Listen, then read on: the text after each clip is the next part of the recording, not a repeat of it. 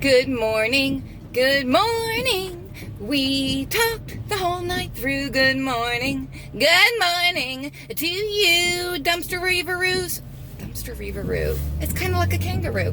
Okay, guys, it is rainy. It is actually fairly warm. Warm and wet. Perfect day for dumpster diving. I haven't been dumpster diving a lot this week because I have had sicky people in the house I've had to take care of. By the way he acts, you would think Frugal Daddy had coronavirus, MERS, SARS, and the swine flu all at once, but he doesn't. He has a little bit of a cold. We went to a birthday party last week, for the girls. The girls went to a birthday party, and after every birthday party, Frugal Daddy gets sick. So, having him out of commission has actually allowed me the opportunity to get the house so clean, and it makes me realize how messy he is. Like if I'm just left to my own devices and I can put things away and clean things up and organize, it gets clean and it stays clean. It's like him with the clocks constantly brings this massive disarray. I've known this before, from when he's in the hospital for a few days for whatever reason. He's got his old man issues. Things just run so smoothly at home. And it was garbage day for us yesterday. I got so much cleaned up in the yard and thrown away. Anyway, he really needs a separate little workshop to do his clocks rather than doing them all over the house, and just go there every day like he's going to work and get out of my hair. But I know you're all going to say, oh, poor Frugal Daddy, I hope he feels better. Yes, I'll tell him you said feel better. He will be fine. But I got the kids off to school. Frugal Daddy's home in bed. I'm going to swing by the dumpster, see if there's anything good to get and show you. So how you guys doing? Are you staying well? Does anybody have the flu? I don't think Frugal Daddy has the flu. He's just got a cold. He'll be fine. All right, I'm at the Panera Dumpster. I don't come here that often because it's a little bit of a drive, but we're here today, and there's a bag of bread right on top. See that? There you go. It's the bread that's cut up, I guess, for sandwiches or to go with soup and salad. So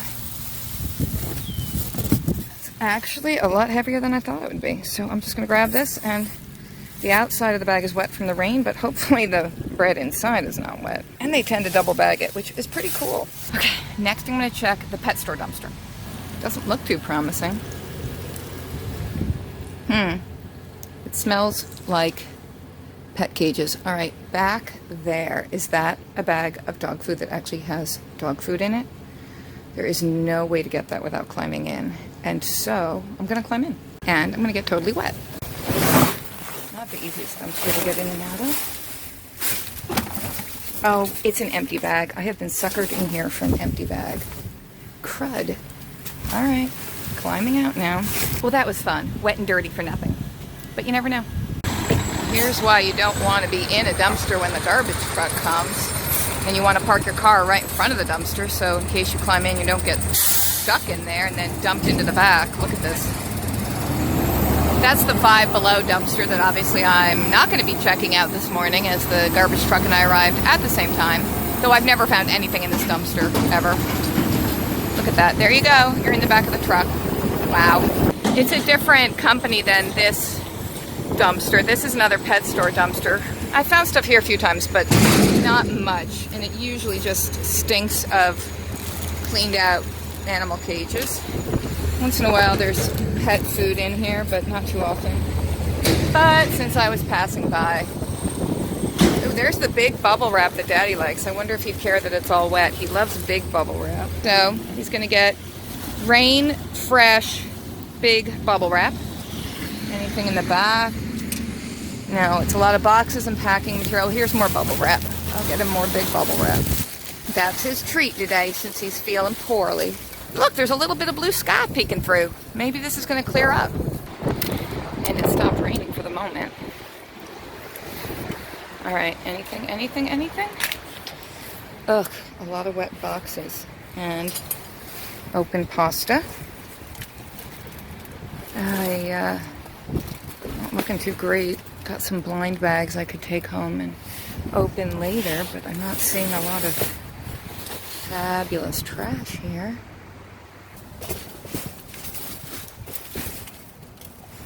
All right, I'm gonna grab these blind bags. We'll open them up at home and hopefully there'll be something. Alrighty, there's the Save-A-Lot dumpster. Locked on the sides, open on the top. So we'll take a quick peek. I actually don't want to stay here too long. Just want to see if there's anything. Oh my God, there's so many packages of cookies and bread. Oh my. I've got to get the grabber. Oh Lordy. This would be so much easier if those side doors were open. I could do this so quickly. Okay, I'm gonna put the phone away so I can work on this super duper fast. Well, I got a few packages of cookies and I got some English muffins. There's so much more in there. But the manager on duty came out to throw away cake and told me to leave. So I left. And I was talking to this kind of seemingly, I don't know if he's homeless, down and out guy. Not my regular guy that I talked to, a whole different one, who, interestingly enough, also had really nice blue eyes. Anyway, so I was talking to him, and she came out and told me to leave, or she'd call the cops, and then he was like, oh, call the fucking cops. And I was like, oh, good, let's antagonize her. So anyway, I talked to her for a little while, but she's all, this food's out of date, it's contaminated, it's been in a dumpster. I'm like, lady, who are you talking to? So I left with what I had, but it's driving me a little bit crazy at the moment, knowing how much is left in there. If I don't fall asleep by 8 o'clock tonight and it's not pouring rain, I'm gonna come back tonight. And where the lids were up, she smushed them down, but I don't care. After the store is closed, I'm gonna get those lids back open. The whole thing of this is inedible, you can't eat this food, oh, it's past its date. I mean, damn it, that's just, the ignorance there just is so freaking irritating to me, because you're just gonna make sure that ends up in a landfill. Like, it just has to end up in the landfill. It just has to be buried in the earth, creating methane gas and polluting the environment. Like, it's just so freaking stupid. Frickin' Frugal says it's freaking stupid. I'm heading home now to have a nice dumpster breakfast. I'll show you what we're gonna have. All dumpster food. And I don't think it's contaminated. And I don't think it's inedible. The cats are still working on their salmon from the other day. $100 worth of salmon I cooked up for them. I think Frugal Daddy had a little bit, but we've had so much salmon, hamburger meat, chicken lately that he really doesn't have to fight the cats for food. There's plenty of food for him. And why do I give it to the cats instead of eating it ourselves? Somebody asked. Well, I need to feed my pets, okay? So if I have chicken or fish or whatever kind of meat available, why would I go out and buy cat food rather than feed them this delicious dumpster meat that I cook up for them to make sure all the germs are killed? I mean, why wouldn't I feed it to them? And it's just, you know, I mean, if there's room in the freezer, we'll freeze it. We have plenty, but my kids aren't going to eat salmon. They like tuna fish, but they aren't going to eat salmon. And Frugal Daddy, you know, he has access to as much as he wants. It's just more than he's going to go through. And, you know, the thing is, the salmon's not really the best thing to donate, just because, you know, fish is delicate and you just want to cook that right away. I just don't feel comfortable donating fish. Baked goods I like to donate. Canned goods, even the fresh produce when it looks fine, but I'm not going to haul fish around and donate it. It's just too iffy, you know. So far, we've never gotten sick from anything we've gotten out of a dumpster. I've said that a million times. We've never gotten sick from anything. The cats have never gotten sick from anything, nor have the dogs. Oh, but I could tell you the story of when I got food poisoning from having undercooked salmon at Red Lobster one New Year's Eve. I was kneeling over the toilet throwing up as the new year rang in. That was a fun one. I have never, ever gotten the least bit sick. Not a tummy ache, not a gurgle, not excessive gas, not explosive diarrhea, not food poisoning, not any problem whatsoever, ever, from any kind of dumpster food, ever. But I've gotten food poisoning at least 4 times from restaurants. Decent restaurants that I'd eaten at before. You know, iffy, dirty-looking restaurants. I mean, it appeared to be a decent Red Lobster. One time, I went to a diner. You know, New Jersey is famous for diners. I love our diners. It wasn't my standard diner to go to. In fact, this was a diner I'd never been to before. But I went with my mother and my daughter, my older daughter when she was little, and I had a tuna melt, because I did love me a tuna melt back in the day. before I was a vegetarian/vegan. And it tasted fine. I mean, that's the thing. I understand. You can't always taste when something's gone bad, but it tasted fine, and I'm just going to assume it was the mayonnaise that was off. And I was going to say I barely made it home before the explosive diarrhea hit, but no, I actually didn't make it home. I almost did, but I did not. No, I didn't. I was in the car. I don't know. TMI perhaps, but yeah. Oh, let's just talk about all our food poisoning stories. Okay. I was at this Mexican restaurant this was early in my churchy born-again Christian days, and my church friends and I frequently went to this particular Mexican restaurant that was like half a block away from our church, and we'd been there many times. We'd had great food, great times, but this one night, obviously, I had something that wasn't quite right. I felt okay as we paid. We all said goodbye, hug, see you at church, left the restaurant. I was walking to my car, which was parked about half a block away in a bank parking lot. And the bank was closed. It was okay to use their parking lot. Don't be on me for using the bank's parking lot. It was just like in the evening. And then it hit me. The stomach gurgling, oh my God, I'm going to my pants now. And I had to pass by a Friendly's, which is a little, kind of hamburger restaurant for those of you who don't have Friendly's. Hamburger, ice cream, cash dining. And so I had to pass that to get to my car. So I knew exactly where the bathroom was in the Friendly's because I've been there many times. So I made a beeline for the bathroom in the Friendly's. And it was at the back of the restaurant. So of course I had to walk past all the tables full of diners. I don't think it was pleasant for them.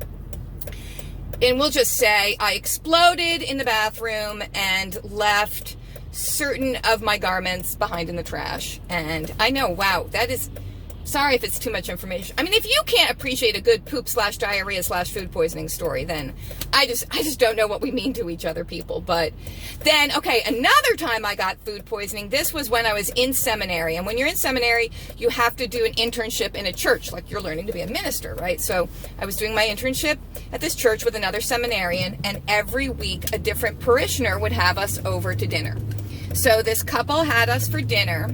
I remember the dinner was lasagna, but the people weren't Italian. I don't know if that should have been a red flag, but they weren't. And the lasagna tasted fine. It's not my favorite food, but it tasted fine. And I was okay till the next morning when I woke up. And oh my goodness, oh, was I sick. I got up and took a shower to get ready for my day of school. And while I was in the shower, I started to get dizzy. And the room was spinning. And I felt so nauseated all of a sudden. And I just had to sit down in the shower. Like I just couldn't stand up. I just sat down for quite a while, and the water's just running over me. And I just thought, well, here's where I die. And eventually I felt like okay enough to kind of stumble back to my room. By the time I got to my room, everything was spinning again, very nauseated, flopped down on my bed, and I basically stayed face down on my bed for about 5 hours. And then I felt okay. And I don't think I ever even threw up. But oh man, I felt bad. And then I asked my fellow seminarian who had also been at the lasagna dinner with me, and I said, did you feel okay after that? Did you have any problems? And he was like, oh my God, I was so sick. I couldn't walk. The room was spinning. I was dizzy. I was nauseated. And I thought, okay, it's not just me. None of that dumpster food. Okay. And now we're home so we can look through what we got. Thank you for joining me for that little chat about explosive diarrhea. All right, let's check out this Panera Bread first. It's multiply bagged. Oh, there's quite a few different bags inside the bag. Okay, well, we have lots of this type of bread, which I think would toast up very nicely to go with soup or salad. I think that's mostly what this whole garbage bag is full of. Here it looks like we have a whole loaf that was sliced up and not used, and I think this is maybe a sun-dried tomato bread because it looks like it has pieces of tomato in it, and it's, pinkish. That would also be lovely with soup or salad. Inspires me to make a tomato bisque.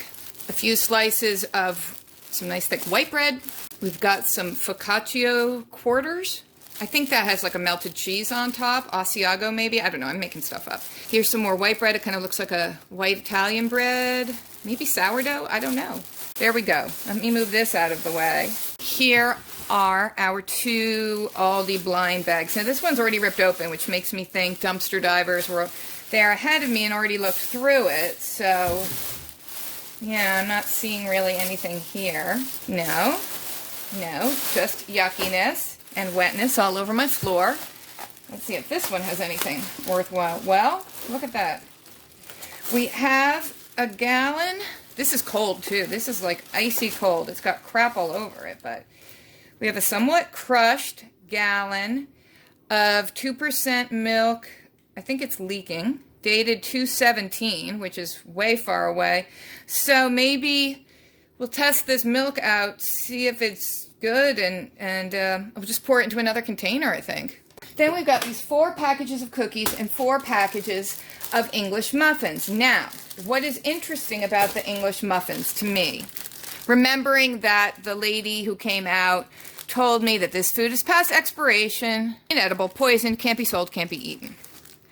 Oh, the ignorance. So anyway, it has a sticker on it that's February 4th, 2020. That was about 3 days ago. But if you look on the package itself, where is it? Where is it? Right here. Okay. Produced 12/18/19, used through 6/15/20. So they expect this to be good for 6 months after it's produced. 6/15/20. Can you see that?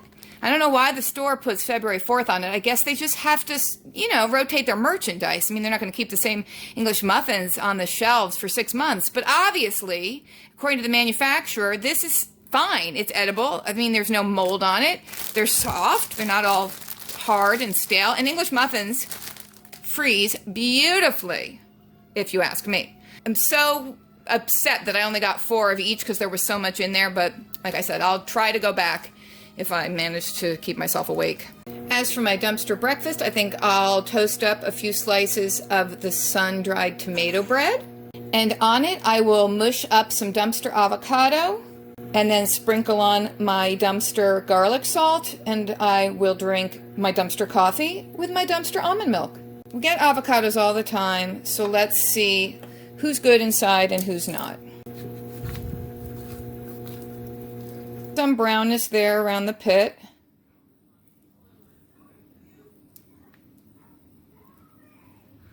Rest doesn't look too bad. Ooh, that one looks pretty good. That's got a little bit of bruised area, but lots of perfectly okay looking avocado area. Ooh, that one looks pretty good too. Just a little icky spot there. Wow, well that's more than enough. All right, I'm gonna squeeze some dumpster lemon juice in there. I mean, I know there's some brown spots in this avocado. I've had better avocados, I've had worse. You just don't really know what you're gonna get when you've had avocados, which are a fairly delicate fruit, tossed into a dumpster. But if you guys think it's too bruised and too mushy and too brown, well then, I guess it's a good thing that I'm the one who's gonna eat it, because to me it's fine. Sprinkle in our garlic salt, mush it up, and then I'm just going to spread it on top of my delicious, fresh, sun-dried tomato, expensive Panera Dumpster toast. If I want some fruit with this meal, I can have some nice dumpster oranges. There's my lightly toasted dumpster toast. I actually like it a little bit more toasted, but just smush on some of this avocado. The rest will go in the fridge. I'll put some saran wrap, dumpster saran wrap, right on top so there isn't any air touching the green, so it will keep it from turning any browner. Here's my nice hot cup of coffee. The coffee is from a dumpster, and the almond milk is from a dumpster, and this mug, in fact, is from a dumpster. Well, there's a breakfast that doesn't hurt my feelings at all. The taste of sunshine. Gotta have that vitamin C to keep from getting sick, because I have to take care of everybody. Now let's try our Panera sun-dried tomato dumpster toast with dumpster avocado.